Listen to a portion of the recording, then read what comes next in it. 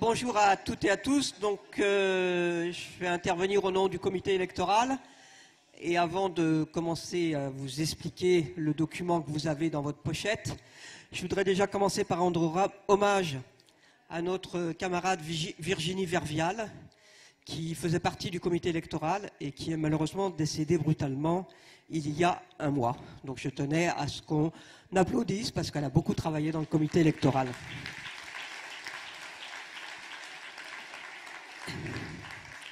Donc le comité électoral avait été constitué l'an dernier pour préparer les législatives.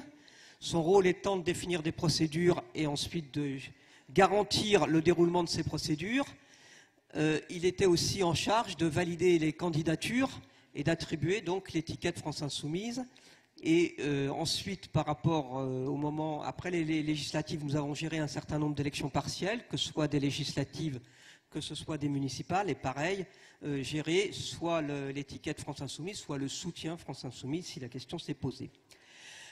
Nous avons fait un bilan de l'action du comité pour les législatives, qui est que nous avons été à un moment donné submergés, comme vous avez pu le remarquer.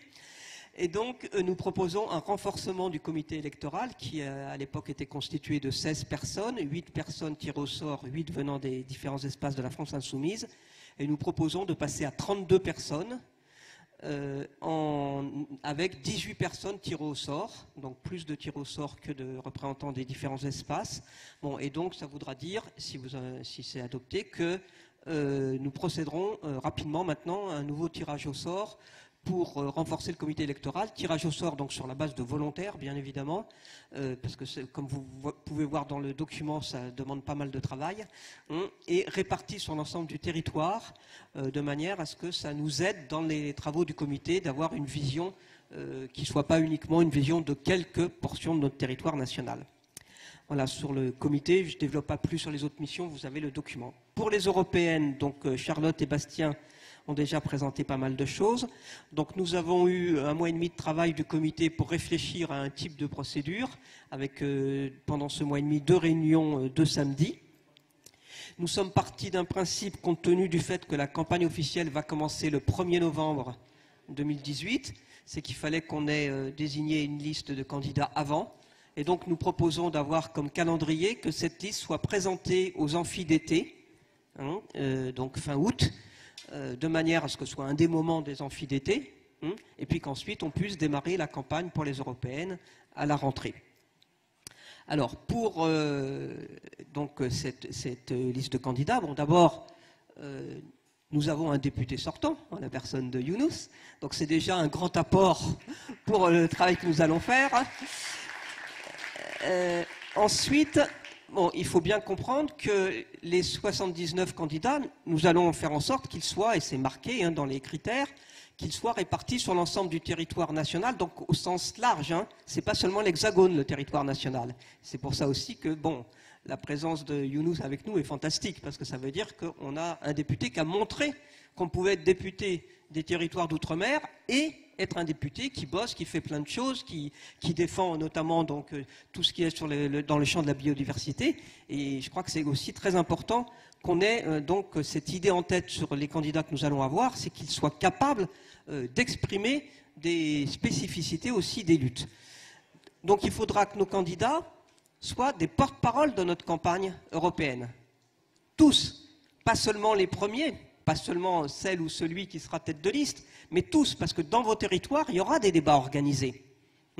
Et donc il faudra que ces candidats, celui qui sera ou celle qui sera sur le territoire à un moment donné, soient capables d'aller dans les médias, soient capables d'aller dans les débats qui pourront être organisés de manière à défendre notre projet européen. Ensuite, donc, quel type de candidat nous voulons? Alors, dans le document, nous avons écrit « Les candidates et candidats doivent être à l'image des valeurs que porte la France insoumise. Ils doivent aussi représenter les classes populaires, aujourd'hui exclues du champ de la représentation politique. » Comme vous avez remarqué, nous sommes toutes et tous très fiers de nos députés, et notamment de nos députés justement issus des milieux populaires.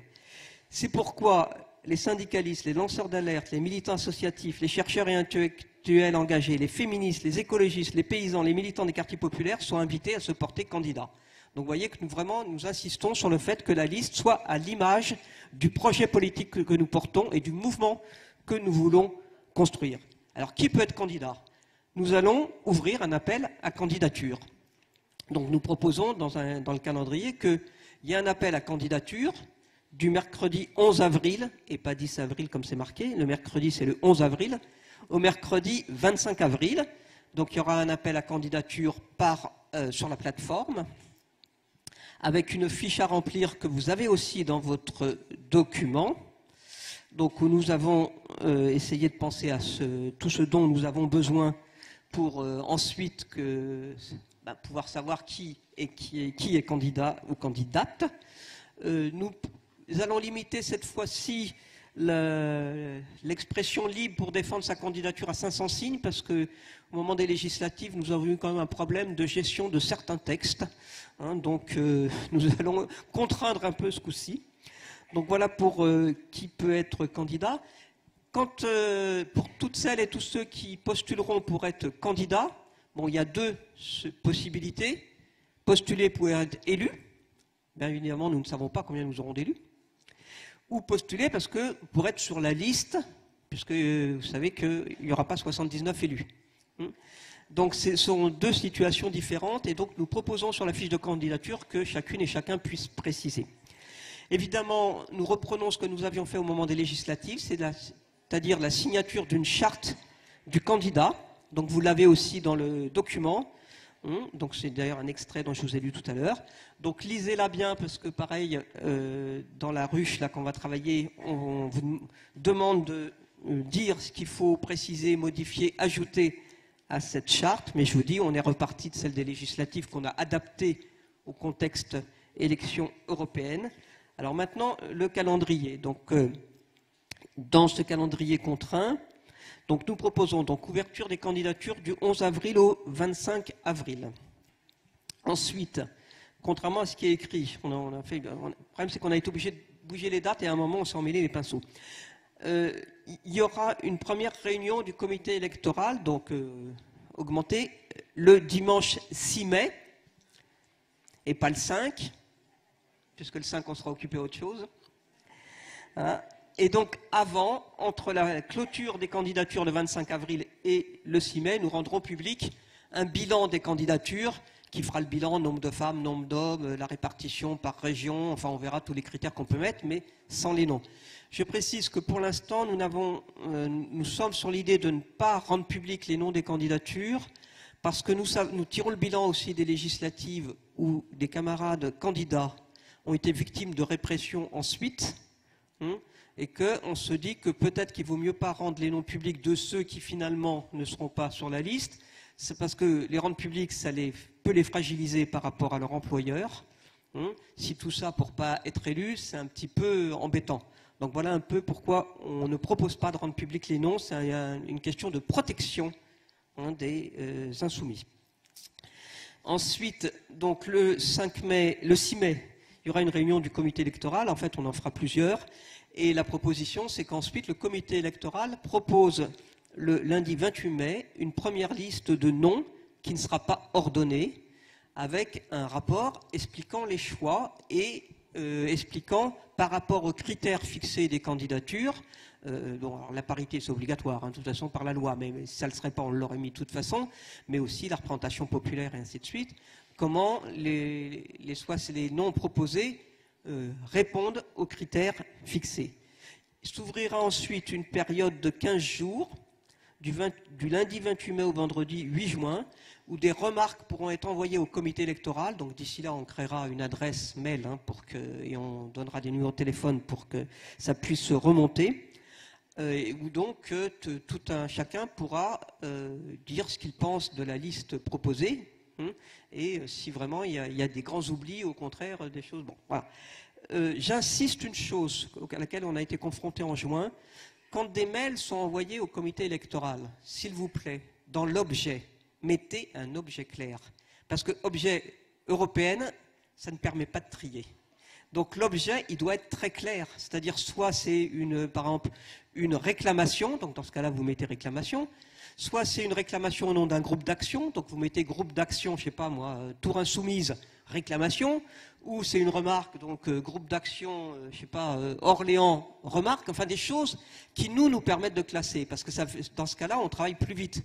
Sinon, et c'est ce qui est arrivé en juin, on a regardé en dernier, si on peut dire, les messages qui, des fois, on ne savait pas d'où ça venait, ni rien. Et donc, la tentation, c'est de regarder ceux qui ont un objet précis. Donc, plus l'objet sera précis, plus la réponse sera rapide. Ensuite, donc, à partir des remarques, nous en tiendrons compte, et nous ferons donc, à partir de là, un rapport sur les remarques, et une proposition de liste ordonnée, qui... ensuite, donc, nous proposons de soumettre au vote de l'ensemble des insoumis sur la plateforme du 22 juin au 7 juillet. Donc, si la liste proposée est acceptée, voilà, on la sera présentée aux amphidétés. Et si elle n'est pas acceptée, il faudra qu'on recommence la procédure. Voilà. Alors, vous avez donc le document dans votre plaquet, dans votre pochette, et donc le travail en ruche. Là, donc vous voyez, on met les critères pour être candidat. Sur la charte, donc ce qu'il faut préciser, ce qu'il faut ajouter, et plus globalement les remarques qui peuvent être portées. Voilà, merci.